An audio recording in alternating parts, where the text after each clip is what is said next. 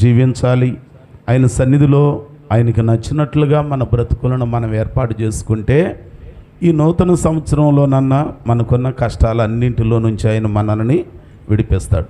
మరి విశేషంగా మనందరి జీవితాలలో ఎన్నో కష్టాలు, ఎన్నో బాధలు, ఎన్నో ఇబ్బందులు అనుభవించాం.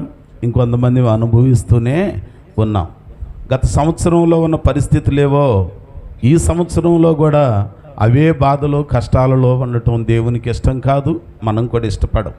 కానీ వాటన్నిటి నుంచి మనం బయటపడాలని అంటే దేవుని దగ్గరికి రావాలి, దేవునికి మనం ప్రార్థన చేయాలి. ఆయన పాద సన్నిధిలో ఆయన మాట విని దానికి విధేయులుగా మనము ఉండాలి. ఇశ్రాయేలీయుల జీవితాన్ని మనం జ్ఞాపకం చేసుకున్నప్పుడు అనేక పర్యాయాలు వాళ్ళది కాని దేశానికి బానిసలుగా చెరలోనికి వెళ్ళిపోవటం, కొన్ని కష్టాలు అనుభవించటం, ఇబ్బందులు అనుభవించటం, బాధలు అనుభవించటం చరిత్రలో మనకు కనపడిద్ది. ఎందుకు వాళ్ళు అలాగున బాధలు అనుభవించారు, ఎందుకు వాళ్ళు అలాగున కష్టాలు అనుభవించారనేది మనం గుర్తు చేసుకుంటే, దేవుడు వాళ్ళకు కొన్ని పద్ధతులు చెప్తే ఆ పద్ధతులు విని వాటి చొప్పున నడవకుండా తిరుగుబాటు చేసి చివరికి వాళ్ళందరూ కష్టాలకి లోనయ్యారు. బాధలన్నీ ఎక్కువైన తర్వాత ఇశ్రాయేలీయులు మోషే దినాలలో ఐగుప్తు దాస్యంలో ఉండి మాట్లాడుతుంటారంట, ప్రభువా ఈ వెట్టి చాకిరి మేము తట్టుకోలేకపోతున్నాము, మాకున్న బాధలలో నుంచి మమ్మల్ని విడిపించండి. అట్లాగనే అనేక పర్యాయాలు కష్టాలు ఎక్కువైన తర్వాత మళ్ళా వాళ్ళు దేవునికి ప్రార్థన చేయటం, దేవుడు వాళ్ళని విడిపించటం అది పరిపాటిగా మారిపోయింది. అయితే మనం కూడా 2024 సంవత్సరం వరకు అనేకమైన కష్టాలు అనుభవించాం, నిందలు అనుభవించాం, నిట్టూర్పులు అనుభవించాం, అనేక విషయాలలో అపజయాలమయమైన పరిస్థితులనే మనం చవిచూచామేమో. అయితే ఈ నూతన సంవత్సరంలో దేవుడు పాత అపజయాలన్నింటినీ జయ జీవితంగా క్రొత్త ఆశీర్వాదాలతో నింపునుగాక. అందుకు గాను మనం ఏం చేయాలి? పరిశుద్ధ గ్రంథంలో భక్తుడు ఓ చక్కని ప్రార్థన చేస్తూ మాట్లాడుతూ ఉంటాడు. చూడండి, హబక్కూకు గ్రంథము 770వ పేజీ 770వ పేజీ హబక్కూకు గ్రంథము 3వ అధ్యాయము మొదటి 2 వచనాలను నేను చదువుతున్నాను, మీ గ్రంథంలో జాగ్రత్తగా చూసుకోనండి. 770వ పేజీ హబక్కూకు గ్రంథము 3వ అధ్యాయము మొదటి వచనం నుండి. ప్రవక్తయగు హబక్కూకు చేసిన ప్రార్థన వాయిద్యములతో పాడదగినది. యెహోవా, నిన్ను గూర్చిన వార్త విని నేను భయపడుచున్నాను. యెహోవా, సంవత్సరములు జరుగుచుండగా నీ కార్యము నూతన పరచుము, సంవత్సరములు జరుగుచుండగా దానిని తెలియచేయుము. కోపించుచునే వాత్సల్యమును జ్ఞాపకమునకు తెచ్చుకొనుము. దేవుని వాక్యంలో ఇక్కడ దైవజనుడు ప్రవక్త అయిన హబక్కూకును గురించిన విషయం మన జ్ఞాపకం వస్తుంది. బైబిల్ గ్రంథంలో కొద్ది మాటలు చెప్పిన ప్రవక్తలు ఉన్నారు, ఎక్కువ మాటలు చెప్పిన ప్రవక్తలు కూడా ఉన్నారు. వాళ్ళనైతే కొంతమంది ఏమో పెద్ద ప్రవక్తలు అంటారు, ఇంకొంతమందినేమో చిన్న ప్రవక్తలు అని అంటారు. నేనేమంటున్నానంటే, ఎక్కువ గుంపున్నోడు పెద్ద పాదిరి కాదు, చిన్న గుంపున్నోడు చిన్న పాదిరి అంతకన్నా కాదు. ప్రవక్తే, దేవుని సేవకుడే. ఇక నేనైతే ఆ టైటిల్స్ పెట్టడానికి నాకు తెలిసిన పరిజ్ఞానంలో ఇష్టం లేదు. దేవుడు కోరుకొని పిలిచిన తర్వాత దేవుడు ఎవరి పని వాళ్ళకి ఇస్తానే ఉంటారు. అయితే ఈ హబక్కూకును గురించి మనం జ్ఞాపకం చేసుకుంటే, కొన్ని విషయాలు మనం గుర్తు చేసుకుంటే, అనేకమైన సందర్భాలలో ఈయనను గురించి మిగిలిన చోట్ల ఉండదు, కానీ ఇక్కడ ఈ గ్రంథంలో ఈ హబక్కూకును గురించిన విషయాలు మనం గుర్తు చేసుకుంటా ఉంటే, ఆ హబక్కూక్ అనే మాటకు అర్థం ఏంటన్నానంటే ఆలింగనము, లేకపోతే హత్తుకోవటం, కలుసుకోవటం అని అర్థం అట. ఈ హబక్కూక్ యొక్క ఈ గ్రంథంలో ఈయన ఉద్దేశం, ఈయన పరిస్థితి ఏంటి, అసలు ఈయన ఈ దేవునితో ఏం చెప్పుకోవటానికి వచ్చాడు? కొంతమంది ప్రవక్తలు దేవునికి, సంఘానికి, దేవునికి, ప్రజలకి మధ్యవర్తులుగా ఉండి ఏం చేస్తారనంటే, అబ్బాయి దేవుడు మిమ్మల్ని ఇట్లా ఉండమన్నాడు, మీరు ఇది చేస్తున్నారు, ఇది తప్పు, దీనిని సరి చేసుకోకపోతే మీకు దెబ్బ తగిలిద్ది, సరి చేసుకుంటే మీకు ఈ మేలు చేస్తాడు. ఈ విధంగా హెచ్చరికలు చేస్తూ ఉంటారు. కానీ హబక్కూకు భక్తుని జీవితాన్ని జ్ఞాపకం చేసుకుంటే ఆయన ఎవరికీ హెచ్చరిక చేసినట్టు లేదు, ఏం దేవునితో మాట్లాడినట్టే ఉంటుంది. ఉన్న ఈ 3 అధ్యాయాలు మీరు చదువుకుంటే ప్రజలతో ఏం మాట్లాడట్లా, ఆయన ఎవరితో మాట్లాడుతున్నాడు? దేవునితోనే మాట్లాడతాడు, దేవునికే చెప్పుకుంటాడు. అంటే ఈయన ప్రజలతో ఏం చెప్పట్లా.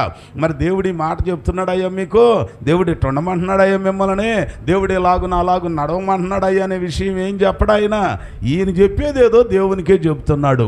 ఆ దేవునికి చెప్పటంలో కూడా మొదటంతా కూడా దేవుని మీద నింద మోపినట్టు చేస్తూ ఉంటాడు. ఏమయ్యా, నీ ప్రజలకి ఇన్ని బాధలు కలుగుతుంటే, ఇన్ని కష్టాలు వస్తుంటే చూస్తా ఊరుకున్నావే, జాలి లేదా, దయ లేదా, నిద్ర మేలుకోవా, లేవా తొందరగానే అంటారు చూడండి. అట్టాగు ఈయన కూడా ఏం చేశాడనంటే ముందు దేవుని మీద అలాగున నిందించినట్లుగా, నీ ప్రజలను వదిలిపెట్టావేంటి, నీ ప్రజలమైన మాకు ఇన్ని కష్టాలు ఉంటే మేము మనుషులం కాబట్టి మేము తప్పిపోతానే ఉంటాం, అంచేత నువ్వు మమ్మల్ని వదిలిపెడతావా, నువ్వు పరాయి వాళ్ళకు బానిసలుగా అప్పచెబుతావా, మా జీవితాలు ఇట్టాగనే విడిచిపెడతావా అన్నట్టుగా ప్రజల మీద మమకారంతో ఆ ప్రజల్లో ఈయన కూడా ఉన్నాడు కదా, దేవుణ్ణి కాస్త నిందించినట్లుగా మాట్లాడతాడు. 2వ అధ్యాయంలోనికి వచ్చాక కాస్త పరిస్థితి అర్థం చేసుకొని కాస్త ప్రార్థనా పద్ధతిని ట్రెండ్ మార్చేస్తాడు. అయ్యా, జరిగిందేదో జరిగిపోయింది, మేము తప్పు చేసాం, మేము పొరపాటు చేసాం, కానీ ఇంకెంతకాలం మమ్మల్ని అలాగున్న శత్రువుల చేతికి అప్పగిస్తావు, కోపించావు, కొద్ది కాలం మమ్మల్ని అప్పచెప్పావు, కానీ ప్రాణం తీయవు కదయ్యా, ఒకసారి మరలా నీ వాత్సల్యముతో మమ్మల్ని జ్ఞాపకము చేసుకొని మా బ్రతుకులో నూతన కార్యాలను జరిగించు. దేవునికి స్తోత్రం, హల్లెలూయా. ఈ పగటి కాల సమయంలో బైబిల్ గ్రంథంలో మనం జ్ఞాపకం చేసుకుంటున్న మాట, సంవత్సరములు జరుగుచుండగా నీ కార్యములు నూతన పరచుము. మన జీవితంలో పాత కష్టాలు బాధలన్నీ తొలగిపోయి నూతన ఆశీర్వాదాలు పొందుకోవాలనంటే మనం కూడా కొన్ని పనులు చేయాలి. ఈ ప్రవక్తకి ప్రార్థనతోటి ఈ గ్రంథం ప్రారంభించబడిద్ది, ప్రార్థనతోనే ఈ గ్రంథము ముగించబడిద్ది. ప్రార్థనతో ఆరంభమైంది, ప్రార్థనతో ముగించబడింది. అంగలార్పుతో ప్రారంభమైంది, ఆనందంతో ముగిసింది. మరి ఈ 2025 సంవత్సరం అర్ధరాత్రి వేళ ప్రారంభపు గడియలలో, ప్రారంభపు నిమిషాలలో నీవు కూడా నీవు అనుభవించిన కష్టాలను బట్టి, నీవు అనుభవించిన బాధలను బట్టి, నీవు అనుభవించిన ఇబ్బందులను బట్టి దేవుని సన్నిధిలో అంగలార్చేవేమో. అయ్యా, పాత సంవత్సరం అన్నీ కష్టాలేనయ్యా, పాత సంవత్సరం అన్నీ బాధలేనయ్యా, అయ్యా క్రొత్త సంవత్సరం నాకు ఇచ్చావయ్యా, ఈ సంవత్సరంలో నూతన కార్యాలని నూతనపరచయ్యా అని మనం గనక ప్రార్థన చేస్తే ఆ అంగలార్పు దేవుని పేరిట మనకు ఆనందంగా మార్చబడునుగాక. భక్తుడు ప్రార్థనతో ప్రారంభించాడు, ప్రార్థనతో ముగిస్తున్నాడు. అంగలార్పుతో ప్రారంభమైంది, దేవుడిచ్చిన జవాబును పొందుకొని ఆనందంతో ఈ గ్రంథాన్ని ముగిస్తాడు. అంతేకాకుండా ఈ వ్యక్తి జీవితాన్ని మనం జ్ఞాపకం చేసుకుంటే మంచి ప్రార్థనాపరుడు. మన జీవితంలో నూతన సంవత్సరంలో మన కార్యాలు నూతన పరచబడాలనంటే మనం కూడా ఎట్లాగా ఉండాలో తెలుసా? దేవుని సన్నిధిలో అంగలార్చాలి, ఆనందంతో కూడిన ఆశీర్వాదాన్ని స్వతంత్రించుకోవాలి. రెండవది, మన జీవితంలో దేవుడు మనకు మేలు చేయాలనంటే ప్రార్థనాపరులుగా ఉండాలి. దేవునికి స్తోత్రం. ప్రార్థన మన జీవితాలకి మేలు చేసిద్దండి. విశ్వాస జీవితంలో ప్రాముఖ్యమైనది ఏదైనా ఉన్నదా అనంటే ప్రార్థనే. అందుకనే తిమోతి భక్తునికి ఉత్తరం రాస్తూ పౌలు గారు ఒక మాట అంటాడు. తిమోతికి రాసిన మొదటి ఉత్తరము 2వ అధ్యాయము 1 వచనం నుండి 3 వచనాలు చదువుకుంటే అక్కడ కొన్ని విషయాలు గుర్తు చేస్తాడు. తిమోతికి రాసిన మొదటి ఉత్తరం 2వ అధ్యాయము 1 వచనం నుండి 3వ వచనం వరకు, మనము సంపూర్ణ భక్తియు మాన్యతయు కలిగి నెమ్మదిగాను సుఖముగాను బ్రతుకు నిమిత్తము అన్నింటికంటే ముఖ్యముగా మనుషులందరి కొరకును, రాసుల కొరకును, అధికారుల కొరకును విజ్ఞాపనములను, ప్రార్థనలను, యాచనలను, కృతజ్ఞతాస్తుతులను చేయవలనని హెచ్చరించుచున్నాను. పౌలు గారు చెప్తున్నారంట, ఇది మంచిది. ఎలాంటిదంటే అండి, ఇది మంచిది, ఇది మంచిది. చూసారా, విశ్వాస జీవితానికి ప్రాముఖ్యమైనది ఏదైనా ఉన్నదనంటే అది ప్రార్థన. నీ జీవితంలో ప్రార్థన అనేది చాలా అవసరమండి. ప్రార్థన కలిగిన జీవితాలు ఆశీర్వాదకరంగా మార్చబడతాయి. అబ్రాము జీవితాన్ని మనం జ్ఞాపకం చేసుకుంటే ఆదికాండం 11వ అధ్యాయంలో పుట్టెడు దుఃఖంలో కష్టాలలో ఉన్నాడు.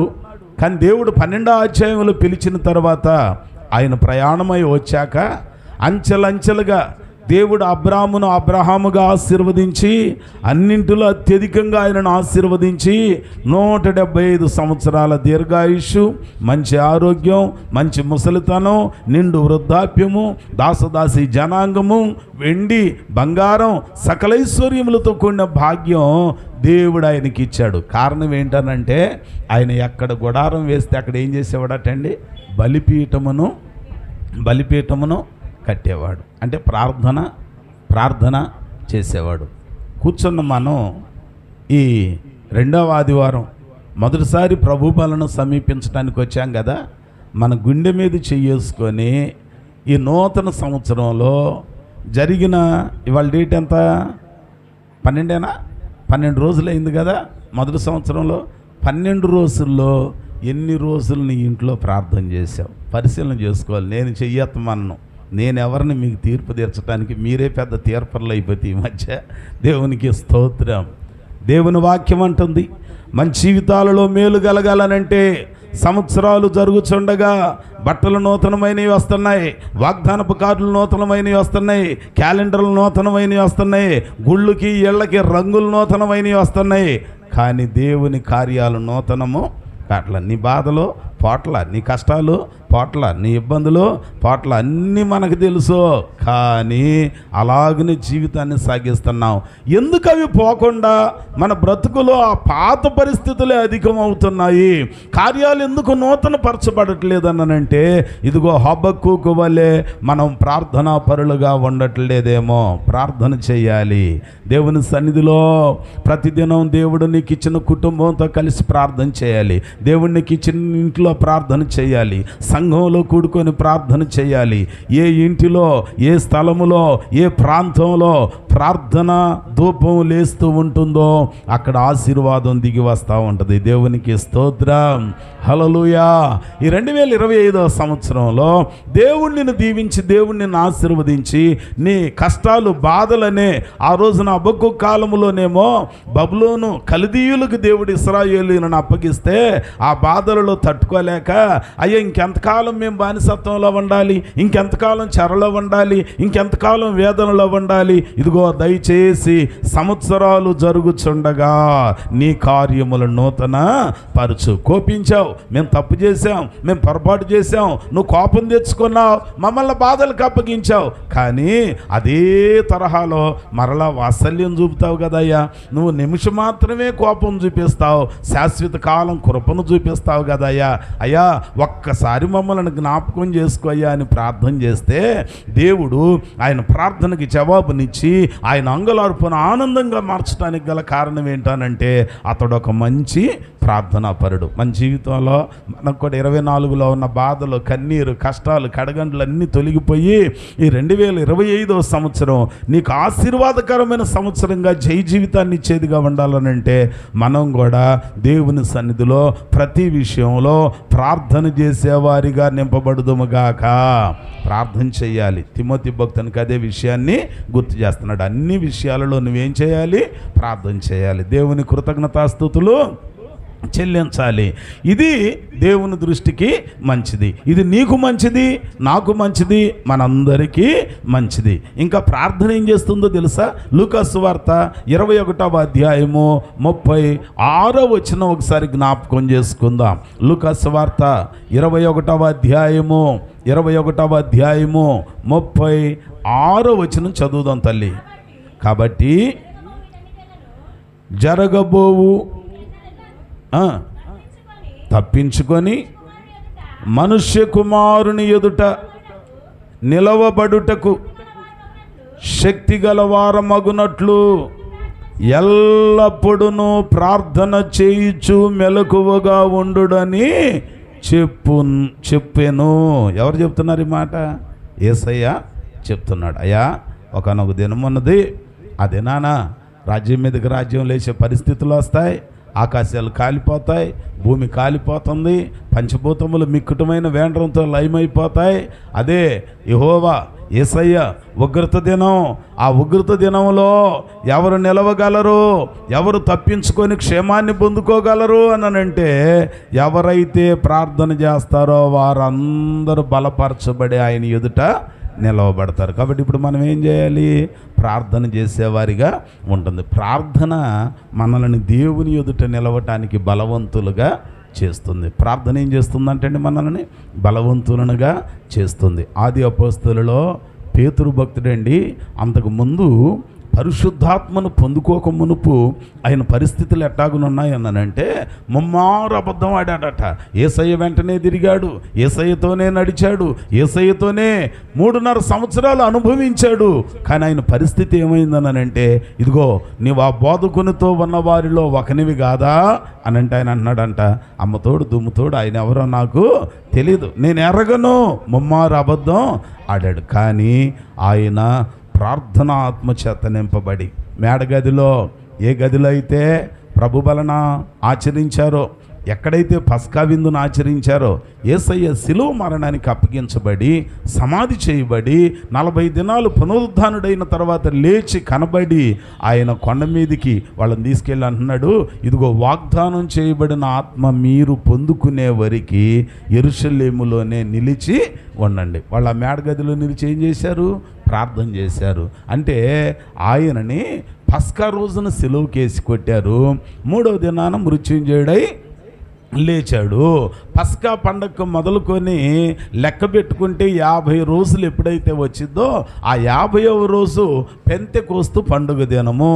అంటే ఇప్పుడు ఆయన మొత్తానికి లేచిన తర్వాత 40 రోజులు భూమి మీద కనపడ్డాడు.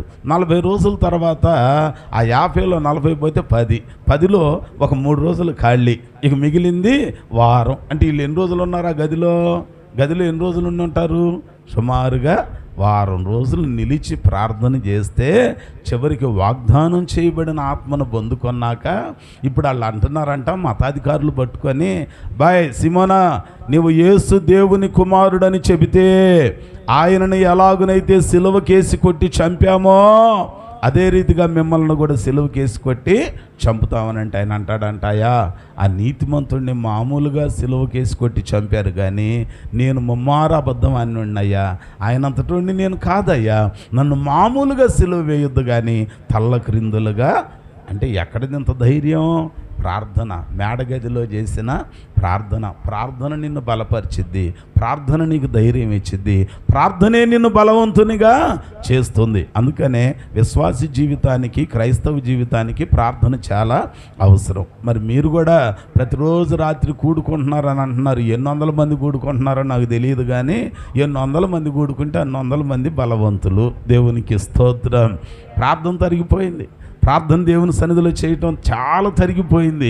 ఎవరైతే దేవుని సన్నిధిలో ప్రార్థన చేస్తారో, ప్రార్థన అని అంటే పరమ తండ్రితో సంభాషణ, దేవునితో మాట్లాడటం, ప్రభువుతో మాట్లాడటం. ఎవరైతే ప్రభువుతో మాట్లాడతారో వాళ్ళు ప్రార్థనా పరులు. ఆ ప్రార్థన నిన్నేం చేస్తుందనంటే బలవంతునిగా చేస్తుంది. భయపడిన సీమోను పేతురు ప్రాణాలను సైతం తెగించారనంట. ప్రార్థన చేసే ప్రార్థనాపరుడైన దానియేలు సింహాల బోనులో వేస్తుంటే అయ్యా అమ్మ అని చెప్పి వేడుకొని రాజు కాళ్ళ ఏళ్ళ పడలేదంట, ఇంకేదో చేయలేదట. కానీ వాక్యం మన జ్ఞాపకం చేస్తున్నమాట, అతడు ఇట్టి శాసనం ఉన్నదని ఎరిగి దినమునకు ముమ్మారు తూర్పు దిక్కున ఉన్న కిటికీ తెరచి దేవునికి ప్రార్థన చేయగలుగుతున్నాం. మనం దినాలు గడిచిపోతున్నాయిగా. ఆదివారం వస్తే ఆసక్తి ఉండాలి. దావీదా, నువ్వు ఇంతగా దీవించబట్టడానికి గల కారణం ఏంటనంటే ఆయన హృదయంలో ఒకే ఒక్క ఆశ ఏంటనంటే యెహోవా మందిరావరణములను చూడవలెనని నా ప్రాణం ఎంతగానో తృష్ణగొనుచున్నది. అందుకని అంటాడు, నా హృదయమెంతో జీవము గల దేవుని దర్శింపానందముతో కేక వేయుచున్నది నా హృదయమెంతో. జీవము గల దేవుని దర్శింపానందముతో కేక వేయుచున్నది.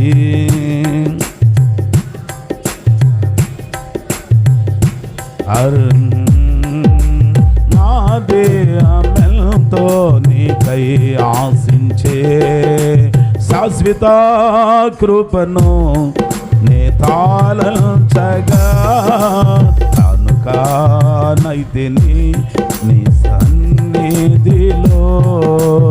కనుకనైతిని నీ సన్నిధిలో శాశ్వత కృపను నే తాళంచగా.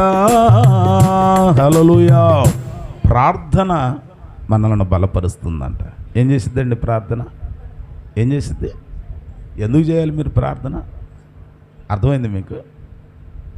ఏదో ఒక గంట చెప్పుకొని మెదలకుండా వెళ్ళిపోతాడు ఎట్టాకట్లే అనుకుంటున్నారా? గంట కాదు, అరగంట చెప్పమన్నా చెబుతా, పావు గంట చెప్పమన్నా చెబుతా, ఇనే చోటుకి వెళ్ళి చెబుతా. దేవునికి స్తోత్రం. మారాలి. జీవితాలు మారితే దేవుడి ఆశీర్వాదాలు కూడా మనకి ఇస్తాడు. మారకుండా దేవుని ఆశీర్వాదాలు రావాలని అంటే వచ్చేవి కావు. మొండికేసి యాకోబులాగా ఒకవేళ నేను మారనయ్యా నువ్వు ఎందుకు ఆశీర్వదించవని కలబడ్డావు అనుకో, కాలు ఖతమైపోద్ది, లేనిపోయిన ఇబ్బందులు వస్తాయి. అవునా? కాబట్టి మారాలి. దేవుడు ప్రేమతో చెప్పేటప్పుడు మనం వినాలి. నేను కూడా చాలా రోజుల నుంచి మీకు ప్రేమతో చెబుతున్నా. తల్లి ప్రేమ చూపించినట్టు మీకు బోధ చేస్తుంటే పనికిరాల. మీకు ఏ ప్రేమ కావాలనంటే అత్త ప్రేమ, ఆడపడుసుల ప్రేమ చూపిస్తే బాగుంటుంది. అందుకని మీకు కూడా గట్టిగా చెబుతున్నా. వింటలే మీరు? అస్సలు లెక్క ఉండట్లా. కానీ కష్టాలు ఎక్కువతోనే ఉన్నాయి. హబక్కూకు అందుకని అంటున్నాడంటయ్యా, సంవత్సరాలు గడిచిపోతున్నాయి, నీ కార్యాలు నూతన పరుసయ్యా. మేము తప్పు చేశాం, నీకు దూరం అయ్యాం, నీ సన్నిధిలో కనపట్ల, నీకు చెందినవి నీకు ఇవ్వాల్సినవి నీకు ఇవ్వట్లేదయ్యా. అందుకే ఇన్ని బాధలు, అందుకే ఇన్ని కష్టాలు, ఇన్ని శ్రమలు అనుభవిస్తున్నామయ్యా. అయ్యా ఏళ్ళు గడిచిపోతున్నాయ్యా. బబులోనికి సంబంధించిన వాళ్ళు, కల్దీయులు, నీవు శపించిన శాపగ్రస్తులు మా మీద ఏలుబడి చేస్తున్నారయ్యా. ఒక్కసారి మమ్మల్ని జ్ఞాపకం చేసుకొని, కోపించావు కదా, నీ కోపం నిమిషం మాత్రమే కదా, నీ వాత్సల్యం మాకు చూపించయ్యా, కార్యాలు నూతన పరుచయ్యా అని ప్రార్థన చేస్తున్నాడంట. ఆ ప్రార్థన దేవుని మనసును మార్చింది. కనుక ఈ ఉదయకాల సమయంలో మనం కూడా సంవత్సరంలో నూతన కార్యాలు జరగాలనంటే ప్రార్థనా పరులుగా ఉండాలి. నిర్ణయించుకోండి. ఇక మీ ఇష్టం, చెప్పటం నా పని. ఈ భక్తుడు అంటాడట ప్రవక్త ఒక ఆయన, అయ్యా ఎందుకునైనా నన్ను పెందల కళ్ళెమ్మంటున్నావు, చీకటితోనే లేపుతున్నావు, అనవసరంగా ఈ చలికి తెల్లవారుజామున బాగా నిద్ర వస్తుంది అయ్యా, నువ్వేమో తెల్లారుజామునే లేపుతున్నావు. తెల్లారిన తర్వాత ఒకడేమో ఆ పనికి వెళ్తాడు, ఒకడు ఈ పనికి వెళ్తాడు, తెల్లవారకు మునుపు అయితే అందరూ ఉంటారు, వేకుజామునే నువ్వు అందరికి చెప్పు అంటున్నావు, వాళ్ళు చెప్పినా ఎనరయ్యానంటే ఏమన్నాడు తెలుసా దేవుడు? ఓ మాట అంటున్నాడు, అవన్నీ నీకు అనవసరమైన మాటలు, వాళ్ళు విననియి వినకపోనివ్వు, కానీ నువ్వు చేయాల్సిందేంటో తెలుసా? నీ వెళ్ళి ప్రకటన చెయ్యాలి. నీ వెళ్ళి ప్రకటన చెయ్యాలి. అట్లాగనే మన జీవితంలో దేవుడు మనల్ని ఆశీర్వదించి అభివృద్ధి చేయాలనంటే ఆ హబక్కూకు వల్లే మంచి ప్రార్థనా పరులుగా మనము ఉండాలి. ప్రార్థన ప్రాముఖ్యమైంది. ప్రార్థన విశ్వాస జీవితాన్ని బలపరుస్తుంది. ప్రార్థన ఇంకేం చేసిందో తెలుసా? అపోస్తలుల కార్యముల గ్రంథం 4వ అధ్యాయము 31వ వచనం చదువుకుందాం. 4వ అధ్యాయము 31వ వచనం చదువుకుందాం. వారు ప్రార్థన చేయగానే వారు కూడి ఉన్న చోటు కంపించెను. వారందరూ పరిశుద్ధాత్మతో నిండిన వారై దేవుని వాక్యమును ధైర్యముగా బోధించిరి. ఎంత మంచి మాట అండి! దేవుని వాక్యం మన జ్ఞాపకం చేస్తుంది. వారు ప్రార్థన చేయగానే వారు కూడి ఉన్న చోటు కంపించను. అప్పుడు వారందరూ పరిశుద్ధాత్మతో నిండిన వారై దేవుని వాక్యమును ధైర్యముగా బోధించిరి. ఎంత మంచి మాట! అంటే ప్రార్థన మనల్ని పరిశుద్ధాత్మతో ఏం చేసిద్దండి? కొంతమంది అంటారు ఆత్మ లేకపోతే ఎట్టాగండి? ఆత్మ కావాలి. ఆత్మ కలిగిన వాళ్ళు ఏం చేస్తారంటే మన ఒక ఆమె అంటుంది, మాకు ఈ మధ్య ఇది ఒక గోల అయింది అపోస్తలుల బాధ అని. అపోస్తలుల బాధ అంటే ఏంటి? రంగు బట్టలు కట్టుకోకుండా ఉండటం ఒకటేనంట. కాలరును సొక్క వేసుకోకూడదంట, కాలర్ లేని సొక్క వేసుకోవాలంట. దేవునికి స్తోత్రం. ఏంటండి? మనుషులు కల్పించిన పద్ధతులు దైవోపదేశాలని భావించకూడదు. అపోస్తలుల బోధ అనంటే అపోస్తలులు పంపబడినవారు. అపోస్తలుల బోధలో జడలు వేయకూడదు. ఏం వేసుకోవాలి? ముడేసుకొని 4-5 కుటుంబాలకు జుట్లు ముడేయచ్చు. వీళ్ళు అపోస్తలుల బోధ రంగు చీరలు కట్టరు అంటాళ్ళు, కాలరున్న సొక్కాలు వేయరంట, కొంపలు కొల్లేరులు చేస్తారంట. ఏ బోధ అది? అరే మీరు చెప్పరేంటి? మీరు కూడా తెల్లబట్టలు వేసుకొని వచ్చినట్టున్నాను. దేవునికి స్తోత్రం. ఏమండి? జాగ్రత్త. అపోస్తలుల బోధ అనంటే యేసే దేవుడు, ఆయనే లోకరక్షకుడు, ఆయన నామంలో తప్ప వేరొక నామములో పాప క్షమాపణ.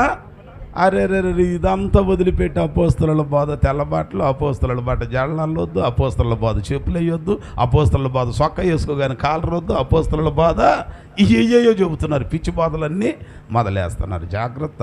దేవుని వాక్యం చెప్పే మాట ఏంటనంటే పరిశుద్ధాత్మతో నింపబడటం అనంటే మనం ప్రార్థన చేస్తే దేవుడు తన ఆత్మచేత మనల్ని నింపుతాడు. పరిశుద్ధాత్మ మనలో ఉన్నదనుకోండి, ఏమి చెయ్యాలో ఏమి చేయకూడదు ఆయనే మనకి బోధిస్తాడు. అందుకని ఆయన అంటాడు, ఇదిగో వాగ్దానం చేయబడిన ఆత్మ మీ మీదికి వచ్చినప్పుడు ఆయన సర్వసత్యములోనికి మిమ్ములని నడిపిస్తాడు. సర్వసత్యములోనికి మిమ్ములని నడిపిస్తాడు. ఇప్పుడు ఆ పరిశుద్ధాత్మ రావాలనంటే ఏం చేయాలి?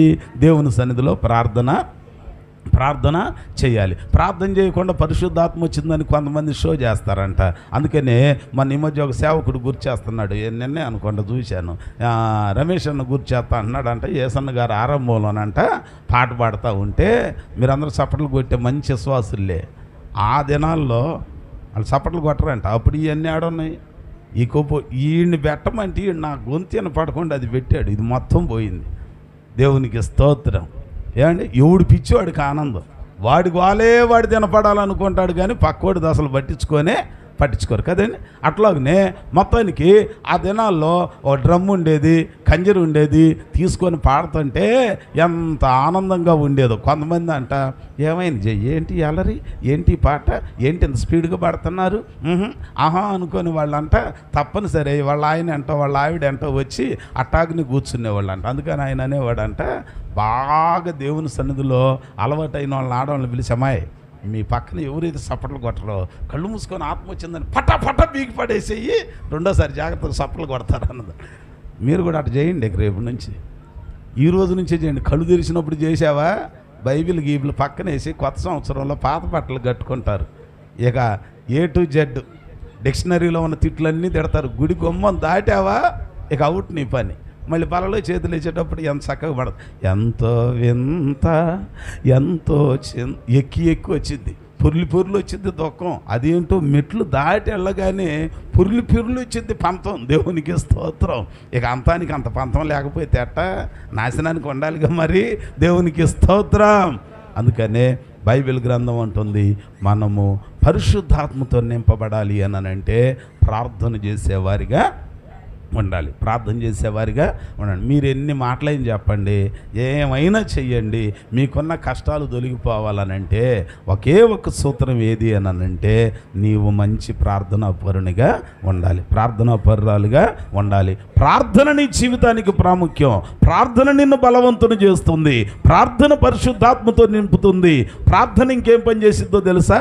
దినవృత్తాంతముల గ్రంథంలో 5వ అధ్యాయము, 2వ దినవృత్తాంతముల గ్రంథము 5వ అధ్యాయము 18 నుండి 22 వచనాల వరకు చూసుకుంటే ప్రార్థన ద్వారా అక్కడ గొప్ప విజయాన్ని పొందుకున్నాడంట దేవుని యందు విశ్వాసం ఉంచిన వ్యక్తి. చూస్తారు ఒకసారి దినవృత్తాంతములు 2వ గ్రంథము 5వ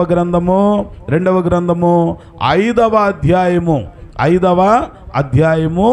18వ వచనం నుండి 18వ ప్రారంభంలో ఒక్క మాట చూడండి. 5వ అధ్యాయం 1వ వచనం, సొలొమోను యెహోవా మందిరమునకు చేసిన పని అంతయు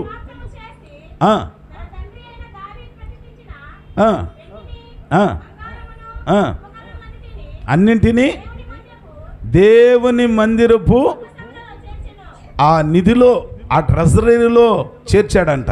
చేర్చిన తర్వాత ఈయన ఏం చేశాడనంటే 6వ అధ్యాయం 13లో తాను జయించిన 5 మూరల పొడవు, 5 మూరల వెడల్పు, 3 మూరల ఎత్తుగల ఇత్తడి ముంగిట ఆవరణం నుంచి దాని ముందు నిలిచియుండి సమాజముగా కూడి ఉన్న ఇశ్రాయేలీలందరి ఎదుటను మోకాళ్ళుని చేతులు ఆకాశం వైపు చాపి సొలొమోను ఇట్లు ప్రార్థన చేశాను. ఆ ప్రార్థనని దేవుడు ఏం చేశాడంట 19లో అంటాడు, దేవా యెహోవా నీ సేవకుడు నీ సన్నిధిని చేయు ప్రార్థన యందును విన్నపముల యందును లక్ష్యముంచి నీ సేవకుడు అయిన నేను పెట్టు మర్రను ఆలకించుము. దేవునికి స్తోత్రం. చూసారా, సొలొమోను భక్తుడు రాజయ్యుండి దేవుని సన్నిధానములోనికి వచ్చి ఏం చేస్తున్నాడంట, మోకాళ్ళుని. ఎవడని చేసాం మనం? ఎవడని చేసామా? ఈరోజు నేను అరుపులు కేకలు లేకుండా ఎందుకు చెబుతున్నానంటే, అరిస్తే మీకు అర్థం కావట్లేదేమని నిదానంగా ముచ్చటించుదామని చెబుతున్నా. హెబ్రోను సహవాసంలో మీరు ఎప్పుడైనా వెళ్ళండి, యెరూషలేము ప్రార్థనా మందిరం అని, తర్వాత ఇంకా హెబ్రోను సహవాసంలో కొన్ని పేర్లు ఉంటాయి. అక్కడికి వెళ్ళి చూడండి, ఎంత గొప్పోళ్ళైనా ఏ స్థితిలో ఉన్నవాళ్ళైనా రావటం, వచ్చిన తర్వాత మొదటగా వాళ్ళు చేసేది ఏంటనంటే మోకాళ్ళ మీద ఉండి ప్రార్థన చేస్తారు. రెండవది, ప్రసంగానికి ముందు వాళ్ళు చేసే పని ఏంటో తెలుసా? ఆరాధన చేస్తారు. మనం ఆరాధన అని అంటేనేమో ధూమ్ధామ్గా 2 పాటలు పాడి ఆఖరిలో ఒక పాట సగం అలాగున మెల్లనైన స్వరంతో పాడి ఆమేన్ అని అంటాం.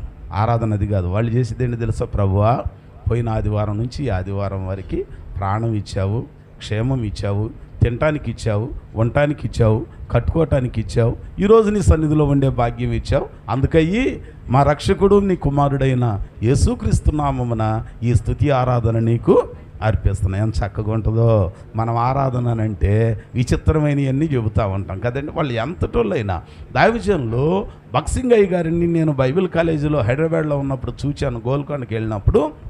ఆ తర్వాత వారి చివరి దినాలలో కూడా ఎలాగునుండేవాళ్ళు అంటే, నడవలేని పరిస్థితుల్లో అంబాసిడర్ కారు అక్కడ దిగ్గానే మందిరంలోనికి 2 వ్యక్తులు అట్టాగును పట్టుకొని తీసుకొస్తారు. తీసుకొచ్చి ఇంతకన్నా కొంచెం ఉంటుందేమో హైటు, ఆ పోడియం పులిపిటి దగ్గర అక్కడికి వచ్చి అక్కడ ముందు మోకరించి, ఏది ఆ వయసులో నడవలేడు, కూర్చుంటే లేవలేడు, లేస్తే కూర్చోలేడు, మోకాళ్ళ మీద ఉండి ప్రార్థన చేసుకొని అప్పుడు బైబిల్ గ్రంథం తీసుకొని బోధ చేయటం మొదలు పెడతాడు. దేవునికి స్తోత్రం.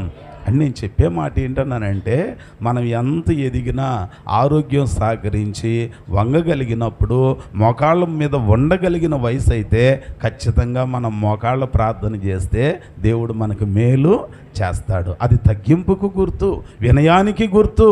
అందుకని అంటాడు ఒక ఆయన, అనుభవం కలిగిన ఆయన, ఎవని మోకాలు నల్లబడునో వాని ముఖము తెల్లబడును. దేవునికి స్తోత్రం. కాబట్టి హబక్కుకా, మరి నీ జీవితంలో దుఃఖంతో ప్రారంభించావు ప్రార్థన, చివరికి సంతోషంగా జవాబును పొందుకున్నావయ్యా. ఏంటి గొప్ప కార్యం అనంటే ఆయన మంచి ప్రార్థనా పరుడు. ఇప్పుడు ఈ సంవత్సరంలో దేవుడు నూతన కార్యాలు జరిగించాలనంటే మనం కూడా ఏం చేయాలి? చెప్పరేంటబ్బా? నేను చేయాలా? మీరు చెయ్యరు. మీరు నాకు చెప్పండి, నేను మీకు చెబుతా.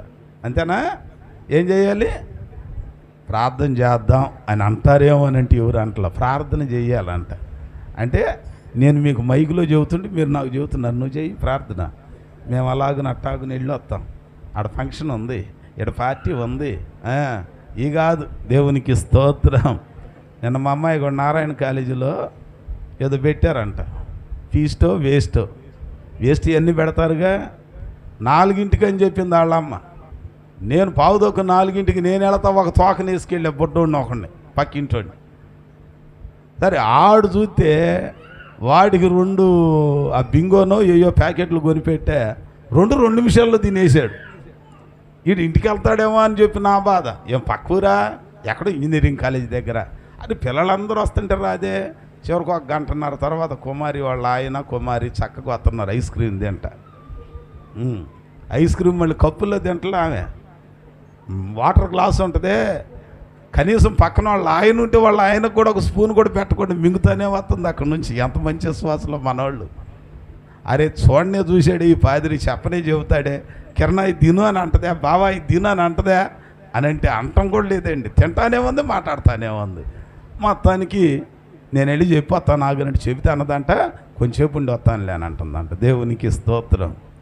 ప్రార్థనలో ఉండి కొద్దిసేపు ప్రార్థన చేసుకొని వస్తానని అంటారా? బైబిల్ చదువుతా ఒక అధ్యాయం అయిపోయింది ఇంకొక అధ్యాయం చదివి వస్తామని అంటారా? మనలో మనమాట.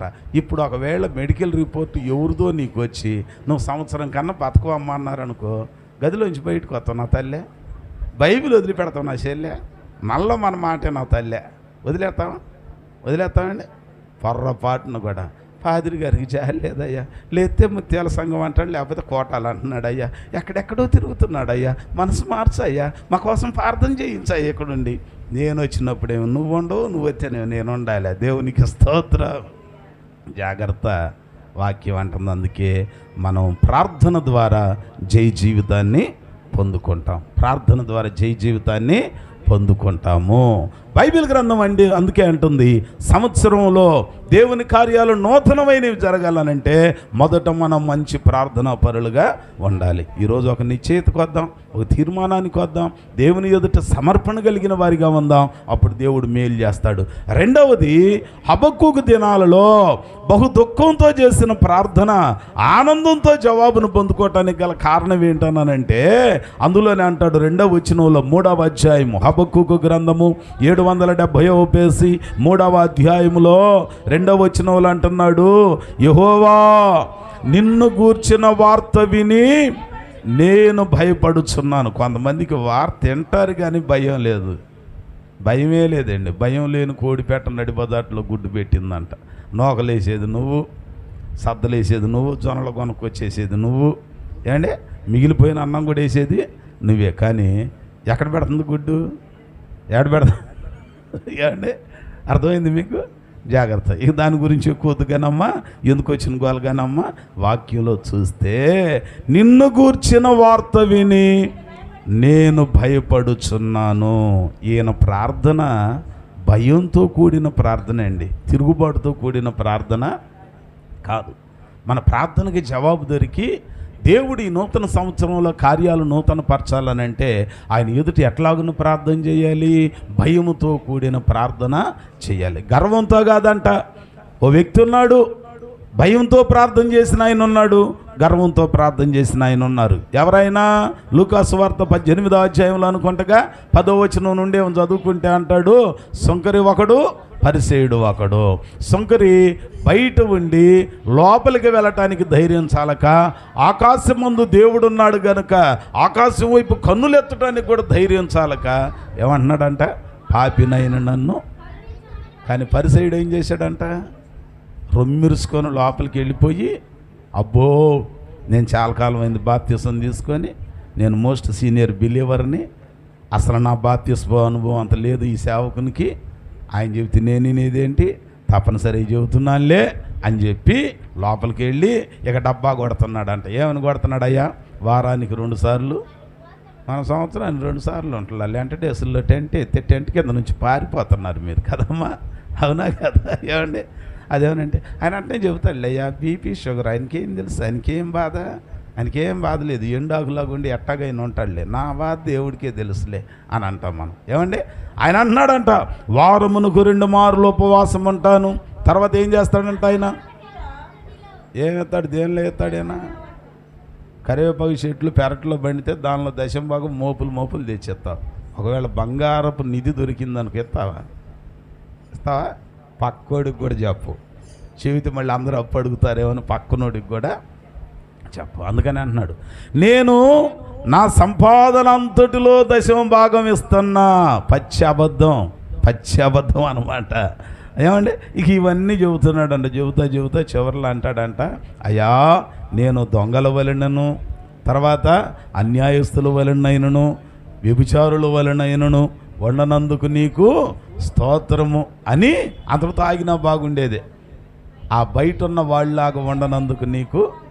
అప్పుడప్పుడు మనవాళ్ళు ఎట్నే ఉంటారు, ఎట్లాగుంటారు తెలుసా, క్లాసులో 25 మార్కులకి యూనిట్ టెస్ట్ జరిగితే ఎవడికన్నా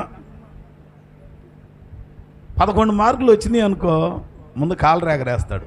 తర్వాత ఎవరికన్నా 12 తీడేం చేస్తాడో తెలుసా? 10 మార్కులు వచ్చినోడిని చూసుకొని వాడికన్నా నేను బెటరేగా అనుకుంటారు. వాడికన్నా నేను రోషం పాషం లేని బతుకు. దేవునికి స్తోత్రం. తక్కువ మార్కులు వస్తే ఫోన్లు గీళ్ళు పక్కన పడేసి చదవాలి. మూతి ముడుచుకొని కూడి తినకుండా ఉంటాం కాదు. దేవునికి స్తోత్రం చెప్పండి. మేము చదువుకున్నప్పుడైతే మాకు అవి కూడా ఫోన్ వద్దంటే మూతి ముడుతావాయా, తిండి మానేస్తావాయా, నువ్వు అసలే సంసంలాగా బాహుబలివాయా. ఇక అది కూడా మానేస్తే లేనిపోయిన వైరస్లు వస్తే మేమేం చేయాలి? దేవునికి స్తోత్రం. వండాలి, రోషం వండాలి. ఏముండాలి బాలు? అది కూడా ఉండాలి. ఇంకొకటి సీసాలు 2 ఉండాలి, లేకపోతే సుఖమేముంది? దేవునికి స్తోత్రం. హల్లెలూయా. కష్టాలు వస్తాయి, చదువుకునే నీకు వస్తాయి, సేవ చేసే నాకు కూడా అప్పచేయగలిగినప్పుడే నేను ఎవరితో మాట్లాడను, వెళ్ళిపోయి చక్కగా దేవుని సన్నిధిలో ప్రార్థన చేసుకుంటా. ప్రార్థన చేయటానికి కూడా వల్లగాని బాధలు అనుకో కన్నీరు గారుస్తావు. ఒకడు ఉంటాడు బడాయోడు, దేనికి పనికిరాడాడు, బైబిల్ తీసుకోరానంటే తినేదేమో బైబిల్ మీద, బైబిల్ తెచ్చుకోడు. పెరగటానికి సరివి చెట్లు పెరిగినట్టు పెరుగుతారు. ఎవరు చెప్పాలి ఇవన్నీ? తల్లులు చెప్పాలి పిల్లలకి. ఎవరు చెప్పాలండి? ఎవరు చెప్పాలి? ఏంటి ఉరిని చూస్తున్నారు తల్లులు? మీరు చెప్పరా? చెప్పకపోతే ఉండండి, మీకు గుడిసేసి పక్కన పెట్టకపోతే రేపటికి పెళ్ళి చూసుకోండి. దేవునికి స్తోత్రం. తల్లులు చెప్పాలి, మందిరానికి వచ్చేటప్పుడు చెప్పాలి. దేవుని సన్నిధిలో అప్పు చేసి నాన్న తెప్పలు పడి పాత చీరలు నువ్వు కట్టుకొని కొత్త బట్టలు పిల్లలకు కొనిపెట్టేటప్పుడు ముట్టికాయ కూడా చెప్పాలి నా తల్లే. దేవునికి స్తోత్రం. బడాయి వేషాలు కాదు, బడాయికి బజారుకు పోయి లడాయిలు తెచ్చుకోవద్దు. దేవుని సన్నిధిలో చిన్నప్పటి నుంచే వంచాలి. లేకపోతే మాటంట్లో వంచితేనే వంగట్లో కొన్ని మొక్కలు, వదిలేస్తే పొరపాటును కూడా వంగో. జాగ్రత్త. దేవునికి స్తోత్రం. హల్లెలూయా. జాలి దయ ఉండకూడదు. దేవుని విషయంలో జాలి దయ అనేది ఉండకూడదు. ఉంటే మాత్రం నీ పిల్లలు బాగుపడటం జరిగేది. కాలం బాగుండలా, తీరుతెన్నులు బాగుండలా. చిన్నప్పటి నుంచే మనం చాలా ఖండితంగా కఠినంగా పెంచాలి. దేవునికి స్తోత్రం. హల్లెలూయా. ఆయన అంటున్నాడంట, ఆ సుంకరిని చూసి ఎంచుతున్నాడంట. బయట ఉన్న సుంకర వలె ఉండనందుకై నీకు స్తోత్రం. కానీ సుంకరి ఏం చేశాడు? భయపడి. ఇద్దరు ప్రార్థన చేసుకోవటానికి వచ్చారు. ఒకడేమో భయం లేని ప్రార్థన చేస్తున్నాడు, ఇంకొకడేమో భయపడి ప్రార్థన చేస్తున్నాడు. దేవుడు ఎవరిని నీతిమంతులుగా చేశాడు? బడాయి ప్రార్థన చేసిన వాడినే. చెప్పండి మీరు, ఎవరిని చేశాడు? భయంతో ప్రార్థన చేసిన వాళ్ళని. మరేంటి మీరు కొంతమంది ప్రార్థన చేయమనిస్తే ప్రసంగం కూడా ప్రార్థనలోనే చేస్తారండి. అప్పుడప్పుడు ఎవరన్నా అకేషన్లో నన్ను నడిపించమని ఇస్తే మా అయ్యగారులు వస్తారు, ఒక 30-40 మంది వస్తారు. ఉండేదేమో గంట టైంలో అందరికీ ప్రసంగం ఇవ్వాలి. ప్రసంగం ఇస్తే ఒక్కొక్కళ్ళు ఉంటారు. ఏదో ఒక ఆయన అంటాడులే, కుర్రోడికి బైకు, పాదిరికి మైక్ ఇస్తే అదుపు చేయటం ఎవని వల్ల? కుర్రోడికేమో బైక్ అంట, పాదిరికేమో మైక్ అంట. ఇస్తే వాళ్ళకి ఇక అదుపు చేయటం ఎవరి తరం? అదేంటో సైకిల్ దొప్పేటప్పుడు ఎట్ట పెడతాడు గోళ్ళలో, ఆ బైక్ వచ్చి ఎట్ట పెడుతున్నాడు ఈ మధ్య. వాడు ఎట్టొస్తుంటే కారులో పోయే నాకు దడపడుతుంది, ఈడెట్టొస్తాడో అని. దేవునికి స్తోత్రం. ఈ మధ్య ఇదివరకు ఎంత దొక్కినా ఫోర్క్ లూజ్ అయ్యేది కాదండి. ఈ మధ్య ఫోర్క్లే లూజ్ అవుతున్నాయి. ఏంటనంటే ఫ్రంట్ బ్రేక్ వేస్తున్నాడు. ఫ్రంట్ బ్రేక్ వేయగానే వెనకెట్లా వేసిద్ది. లేస్తావు ఎప్పుడో లేస్తావు, బాగానే లేస్తావు. ఎవరైనా లేపేదాకా లేవేక. జాగ్రత్తగా ఉండాలి. దేవునికి స్తోత్రం. చూస్తున్నా రోడ్ల మీద కొంతమందిని చూస్తున్నా. వీళ్ళు అనుకుంటారు తెలియదు, వీళ్ళు గ్యాంగ్ మాస్టర్లు అయిపోయారు. ఇప్పుడే ఏదైనా చిన్న గొడవ అయితే 5-6 వెళ్ళిపోతున్నారంట, గ్యాంగ్ అయిపోయారంట. అబ్బో, ఏ గ్యాంగ్ అండి ఇది? ప్రార్థనకి ఎప్పుడన్నా గ్యాంగ్ వచ్చావు నా తల్లి? గ్యాంగులు ప్రార్థనకి చేయండి, గ్యాంగు పాటలు పాడటానికి చేయండి. ఏదన్నా గ్యాంగ్ ఏర్పాటు చేస్తే వాక్యం చదవటానికి, బైబిల్ క్విజ్లో ప్రైజులు సంపాదించుకోవటానికి గ్యాంగ్ లాగా తయారవ్వండి. అంతేగాని కొంపలు కొల్లేరులు చేసే గ్యాంగ్ చేయమాకండి. అమ్మా బాబులను పోలీస్ స్టేషన్లకు తెచ్చే గ్యాంగులు చేయమాకండి. దేవునికి స్తోత్రం. హల్లెలూయా. లేనిపోయిన ఇబ్బందులు తీసుకురాపండి. కొద్ది జాగ్రత్తగా ఉండండి.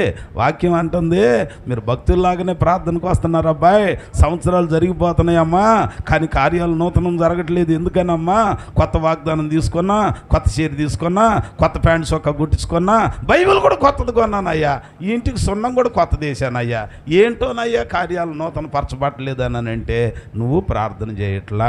రెండవది, చేసినా భయం లేకుండా ప్రార్థన చేస్తున్నావు, గర్వంతో ప్రార్థన చేస్తున్నావు. ఇప్పుడు కార్యాలు నూతన పరచబడాలని అంటే హబక్కూకు వలె దేవుని సన్నిధిలో ఏం చేయాలి?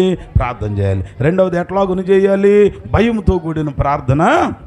అందుకని ఆయన అంటున్నాడు, నిన్ను గూర్చిన వార్త విని నేను భయపడుచున్నాను. భయం ఉందా నీకు? దేవుని మాట వింటే భయం ఉన్నదా?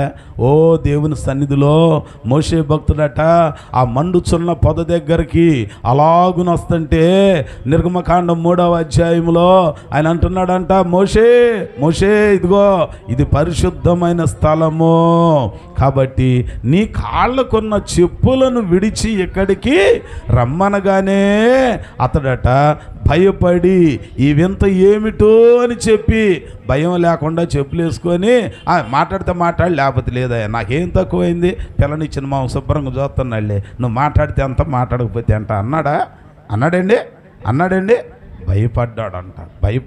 భయపడ్డాడు కనుకనే దేవుడు ఒక మంచి సాక్ష్యం ఇస్తున్నాడు. మోషే నా ఇల్లంతటిలో సాత్వికుడు, నమ్మకస్తుడు. అట్లాగే ఇంకొక ఆయన ఉన్నాడంట. చూడండి, రాసుల మొదటి గ్రంథం 21వ అధ్యాయము, రాసుల మొదటి గ్రంథము 21వ అధ్యాయము 27, 28 వచనాలను చదువుకుంటే అక్కడ ఒక సందర్భం జ్ఞాపకానికి వచ్చింది.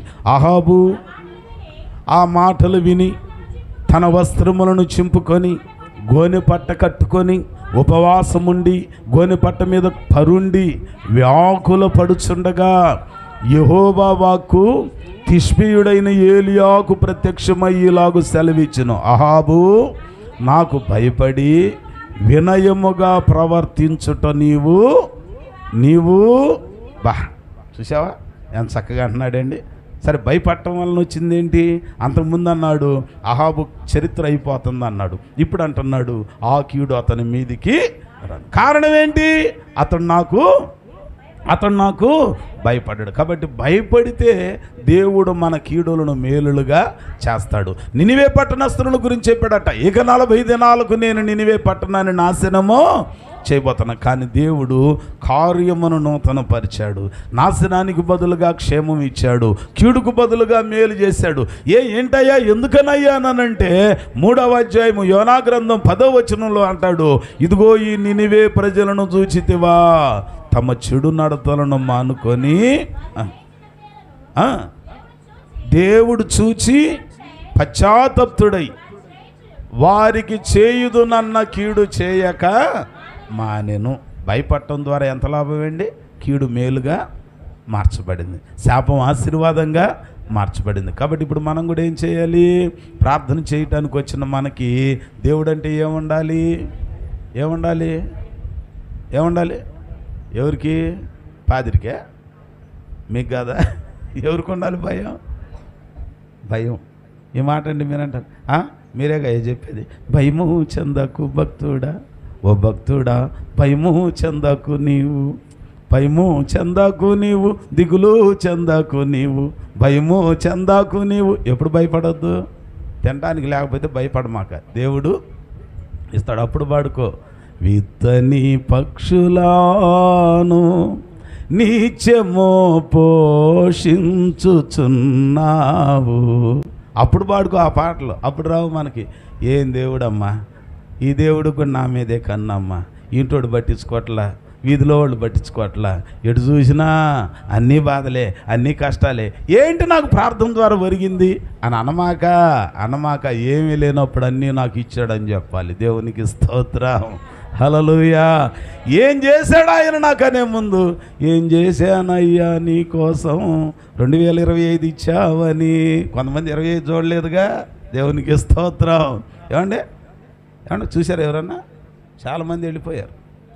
జనవరి 1నే వెళ్ళిపోయారండి కొంతమంది, డిసెంబర్ 31నే వెళ్ళిపోయారండి కొంతమంది.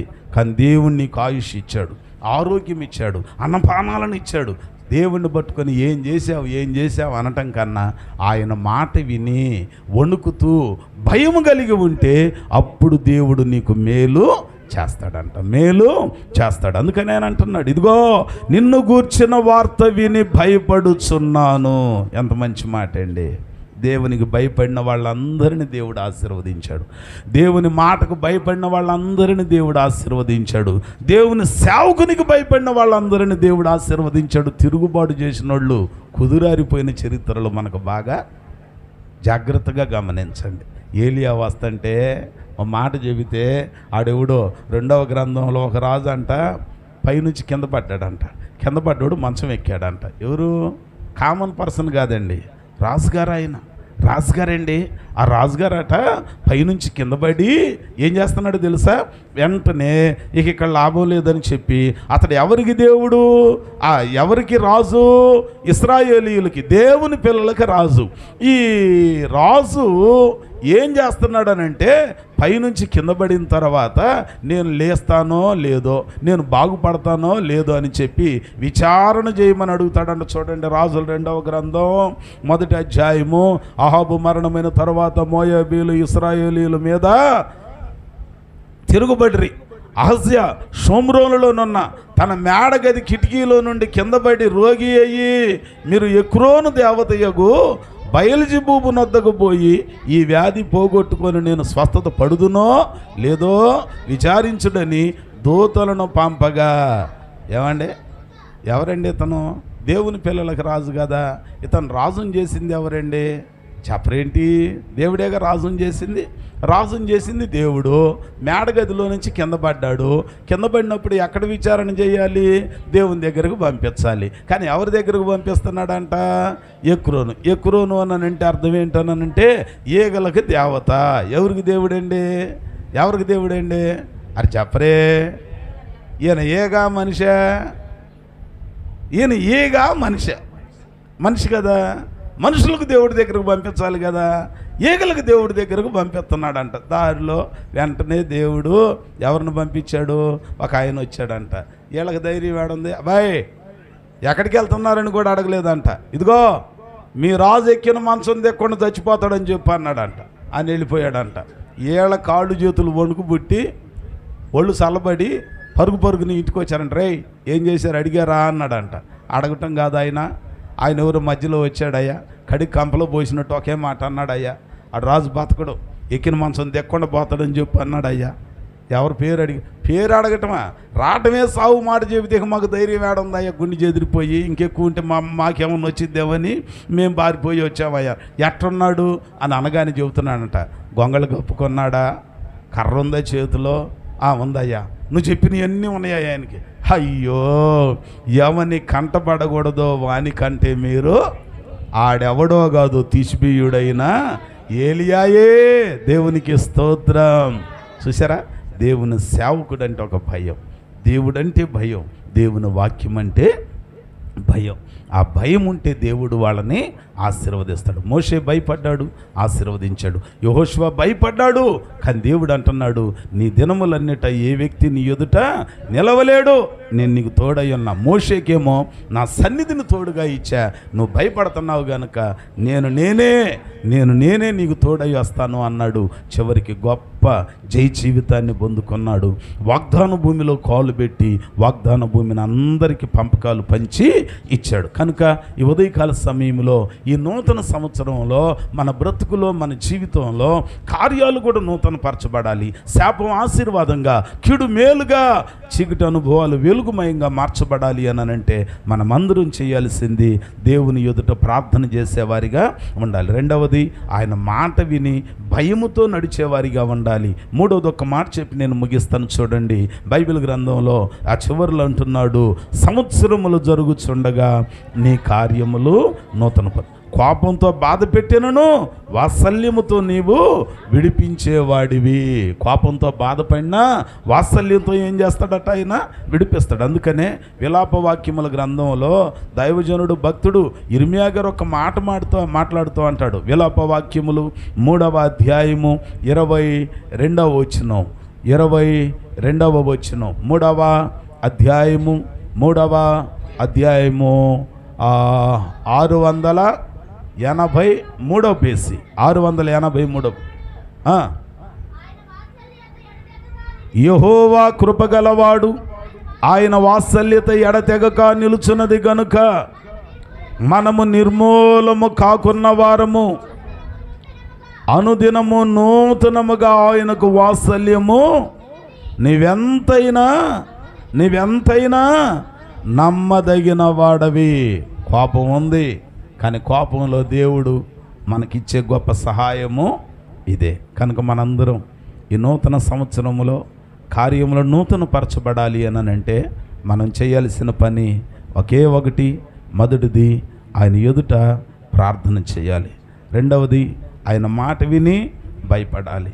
మూడవది, ఆయన వాత్సల్యం కొరకు వేడుకునేవారిగా మనము ఉండాలి.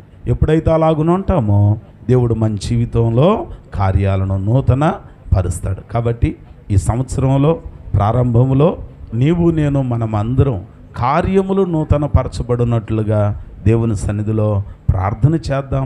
ఆ రీతిగా దేవుడు మన హృదయములో, మన జీవితంలో ఈ నూతన సంవత్సరంలో కార్యములను నూతనపరిచి మన అంగలార్పును ఆనందముగా మార్చునుగాక, మన దుఃఖమును సంతోషంగా మార్చునుగాక, మన కీడులను మేలులుగా మార్చునుగాక.